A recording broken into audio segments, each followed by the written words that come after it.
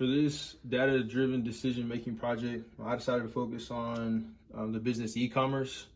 E-commerce is an online-based business that sells products on the website. You can purchase them through a computer, a phone, or a tablet. And to me, the three biggest points of emphasis on the e-commerce business was looking at your total sales and looking at your gross and net profit, as well as your return purchase, seeing how many customers are coming back to buy your product. Which leads me to my next point.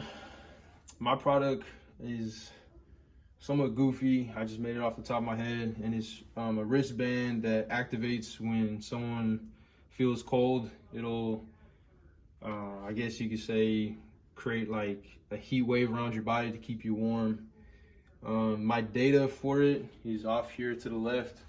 So I made up these numbers, just threw them in here, and it goes through a 9-month span, January all the way to September. Second column is the product. I labeled it product A, which is the wristband. And then the last is my product sales. If you go over to the right, I break it down in 3-month increments, my total sales for the first 3 months, my sales for the second 3 months, and my sales for the last 3 months. So you can see it decreases the closer you get to the summer, and when it's in the wintertime and it's cold, you really get the most amount of sales. So next is how I got my data. So total sales is really just adding up all the sales that you made, really.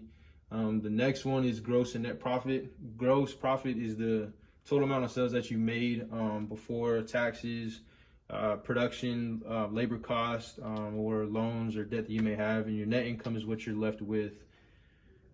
So my gross income was out at $44,000, and usually the difference between the net and gross profit is about 12-15%.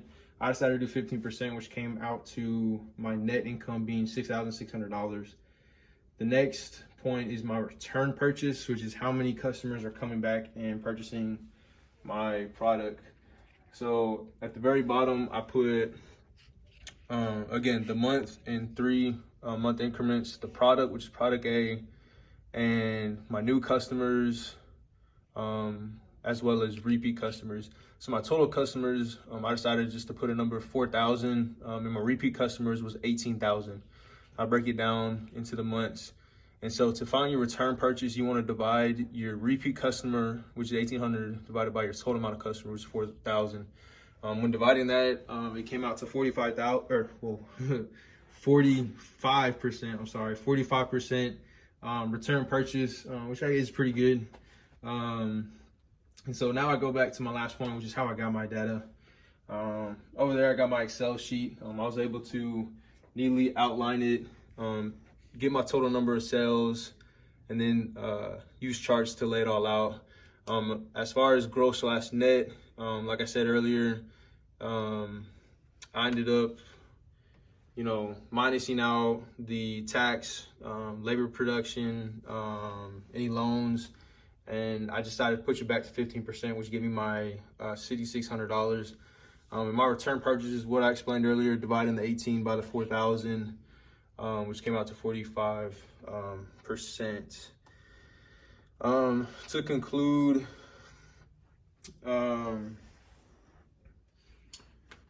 e-commerce isn't the only business that really has to deal with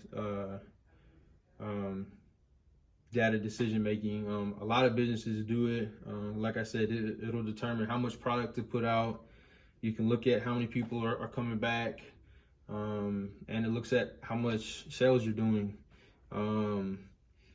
With DDM will continue to be a determining factor for all businesses, and to really see if they sink or swim.